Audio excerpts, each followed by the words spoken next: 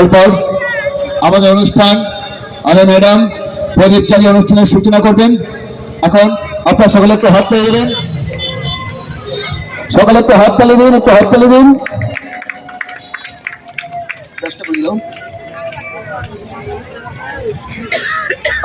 আস্তে ধীরে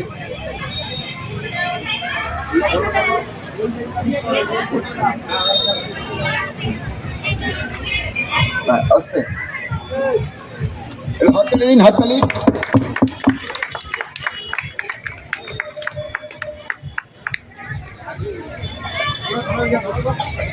তপস্বী কলা কেন্দ্র ও মা যোগ সেন্টারের পক্ষ থেকে এটি মেমেন্টো উপহারটা নিয়ে আসুন।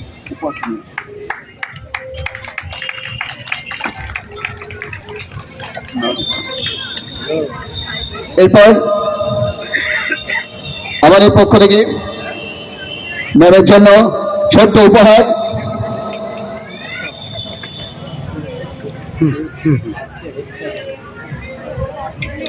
একটু হাততালি দেবেন, কাইন্ডলি একটু হাততালি দিন। করলো আমাদের এই বসন্ত উৎসব। আমি ধন্যবাদ জানাবো যাদের উদ্যোগে আমাদের এই বসন্ত উৎসব হচ্ছে। আমাদের তপস্বিনী কলা কেন্দ্র প্রত্যেকটা,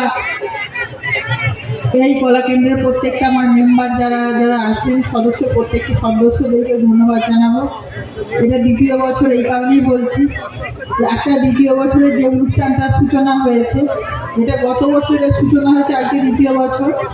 এত সুন্দরভাবে প্রত্যেককে ছোটো ছোটো আমার খুদে বাচ্চারা আছে, আমার মায়েরা আছেন, এত সুন্দরভাবে একটা শোভাযাত্রার মাধ্যমে এখানে আসা হয়েছে।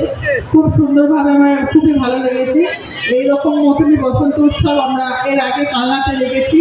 প্রত্যেকটা মানুষের কাছে কাছে বাড়িতে বাড়িতে গিয়ে মানুষকে রং দিয়ে আমাদের কামনা বা প্রত্যেকটা যে আমরা দিই, সেটা আজকে এই বসন্ত উৎসবে প্রত্যেকে আছেন। আমার বসন্ত প্রত্যেকে মানুষের প্রত্যেককেই মানুষ চাই যে মনের মধ্যে রং লাগুক। আর আজকে এখানে রায়নাতে এসে বোঝা যাচ্ছে যে সত্যি আজকে বসন্ত লেগেছে।